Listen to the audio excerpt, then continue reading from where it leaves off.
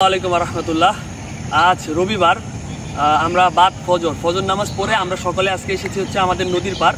আমাদের পিছনেই ঠিক হচ্ছে মেঘনা নদী।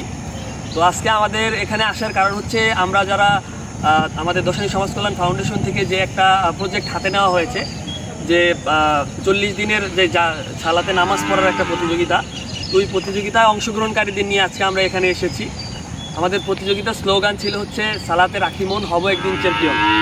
তো এই আইডিয়াকে হচ্ছে সামনে রেখে আমরা আমাদের যেই শিশু কিশোররা হচ্ছে আমাদের এই প্রজেক্টে অংশগ্রহণ করেছে, তাদের নানা রকম যেই 40 দিন নামাজের পাশাপাশি যে ভালো কাজগুলো আছে আমরা তাদেরকে সেগুলোতে অংশগ্রহণ করার চেষ্টা করছি।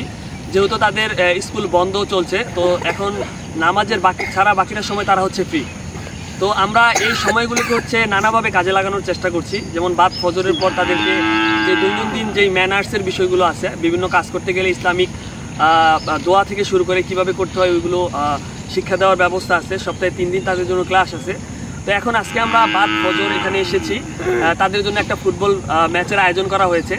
যদিও সবাই আসতে পারেনি সাময়িক সমস্যার কারণে, তো যারা এসেছে আমাদের এই কোর্সে সবাইকে নিয়ে হচ্ছে আমরা আজকে একটা ফুটবল ম্যাচের আয়োজন করেছি। তাদের মধ্যেই হচ্ছে 2টা টিম হবে, এই টিমের মধ্যে হচ্ছে আজকে একটা ফুটবল খেলা হবে। তো ইনশাল্লাহ চলুন দেখা যাক।